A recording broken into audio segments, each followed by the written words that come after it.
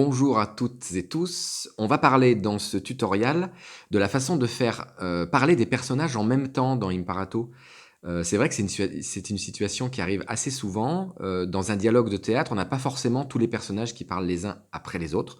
On a assez souvent des personnages qui parlent en même temps. C'est-à-dire qu'on a une même réplique, mais qui est dite par deux ou plusieurs personnages en même temps. C'est le cas classique, par exemple, de personnages qui sont en train de trinquer et on a un à la vôtre général qui va être dit par tous les comédiens, par exemple, qui sont sur scène. Alors, bien évidemment, on peut mettre ça en œuvre avec Imparato, hein, heureusement, et c'est ce qu'on va voir ensemble. Alors, ce tuto va se faire en fait en deux parties. La première, c'est qu'on va regarder un petit dialogue que j'ai écrit et qui est sur l'application. On va voir la limitation quand les personnages parlent les uns après les autres, et on va voir surtout comment on fait en sorte qu'une réplique devienne commune à plusieurs personnages. Alors, ce petit dialogue, découvrons-le. Je l'ai placé en fait dans une troupe avec 4 comédiens, et c'est un dialogue à 4, ça tombe bien. Donc on y va, voilà, c'est quelques répliques, hein. Ce sont les personnages Céline, Pierre, Marie et Jacques qui vont parler ensemble. On va écouter un petit peu les premières répliques. Je propose que nous trinquions à cette nouvelle année. Qui veut du champagne? Volontiers. Voilà, volontiers, Volontiers. volontiers. Bon, Allez, bah, ce qu'on s'aperçoit ici, c'est que quelqu'un propose à boire, et en fait, Pierre et Marie, ici, bah, j'aimerais qu'ils parlent en même temps. Plutôt qu'ils disent chacun tour à tour volontiers, j'aimerais que cette réplique volontiers soit dite par les deux personnages. Et ben, pour faire ça, il faut tout simplement mettre en œuvre une petite technique que je vais vous montrer, mais il faut modifier le texte. Donc, bah, je vais passer sur l'ordinateur, hein, puisque la modification de texte ne peut se faire que sur ordinateur pour l'instant. Donc, je vous montre. Je vais accéder à mon texte sur l'ordinateur et je vous montre comment on fait. À tout de suite. Et me voilà sur mon ordinateur, sur mon compte. Donc je vais rentrer sur Petit Dialogue. Alors je vais pas cliquer dessus parce que c'est pas, je veux pas écouter mon texte. Je vais tout simplement aller, hop, entrer en modification sur mon texte ici. Donc je vais le modifier. C'est pas le titre, c'est pas l'auteur, mais je vais modifier mon texte.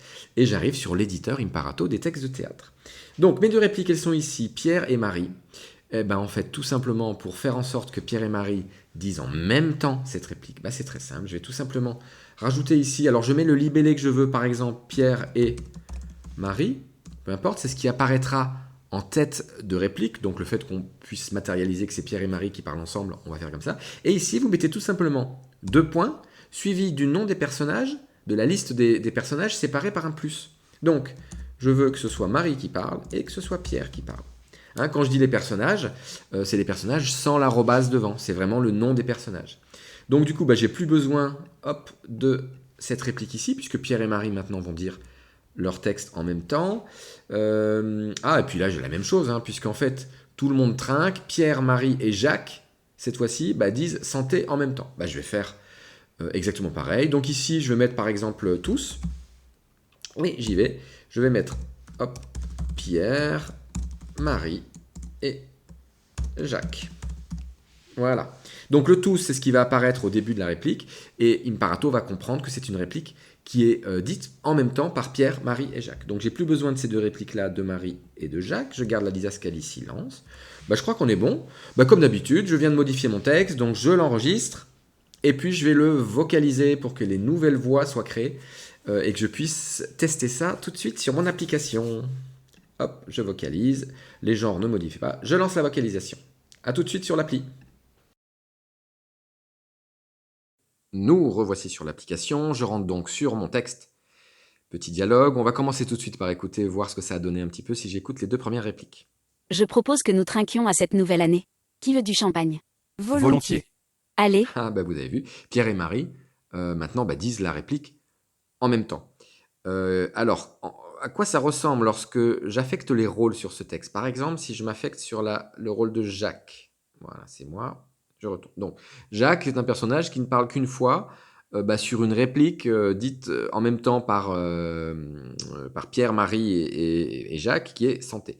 Donc, Imparato me montre cette réplique comme une réplique m'appartenant, hein, même si c'est une réplique qui est dite par plusieurs personnes. Lorsque je vais faire une italienne, bah, Imparato va s'arrêter et va me demander de dire cette réplique, ce qui est tout à fait normal. Donc admettons hop, que je lance une italienne, je regarde est-ce que l'enchaînement, voilà, j'ai désactivé l'enchaînement automatique, je lance par exemple une italienne ici, volontiers. Volontiers. Allez, à votre santé.